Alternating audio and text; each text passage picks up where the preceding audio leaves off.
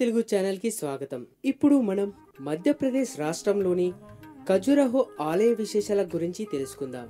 ముందుగా మీరు కింద కనిపిస్తున్న సబ్స్క్రైబ్ బటన్ ని క్లిక్ చేయండి। నేను మీకు తెలియబరిచే ఆలయ విశేషాలను తెలుసుకోవచ్చు। సర్వ ప్రపంచానికి భారతదేశం ఇచ్చిన అమూల్యమైన కానుక ఖజురహో దేవాలయాలు।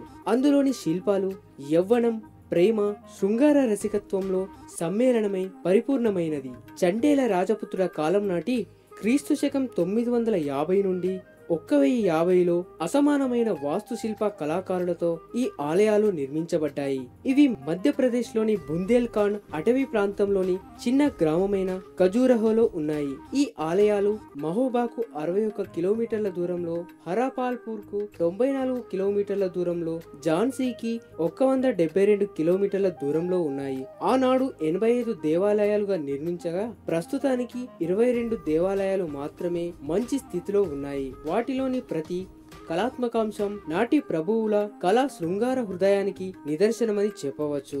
1000 సంవత్సరాల క్రితమే భారతీయ దేవాలయాలు భారతీయ జీవన విధానంలో భాగాలైన స్త్రీ పురుష శృంగార రసిక కళలను, అలంకరణలను, ఆధ్యాత్మిక దేవతలు, యుద్ధ వీరులు, సంగీత వాయిద్యకారులు, వాస్తవ మరియు కల్పిత జంతువులు, పక్షులు, ప్రకృతిని అందంగా శిల్పాలుగా మలిచారు। ఖజురహో దేవాలయాలను దిక్కులను బట్టి విభజించారు। చాలా ఆలయాలను శివపార్వతులకు అంకితం చేశారు। ఎత్తైన వేదికపై ఆలయాలను నిర్మించారు। ఈ ఆలయాలు విశాలమైనవి, ఎత్తైనవి। ఇందులో కాందరీయ దేవాలయం ముఖ్యమైనది। శివుడు లింగాకారంలో ఉన్నాడు। ఆలయ గోడలపై స్త్రీ పురుష దేవతలు అలంకరించుకొని అందమును అద్దంలో చూసుకుంటున్నట్లుగా శృంగార భామలు కలరు।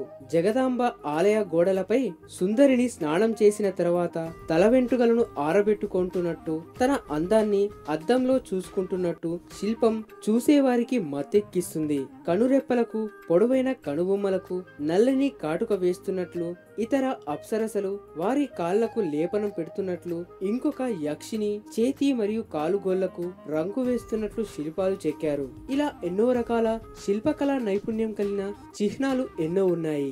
ఇది సంగతి। మరిన్ని ఆలయ విశేషాలు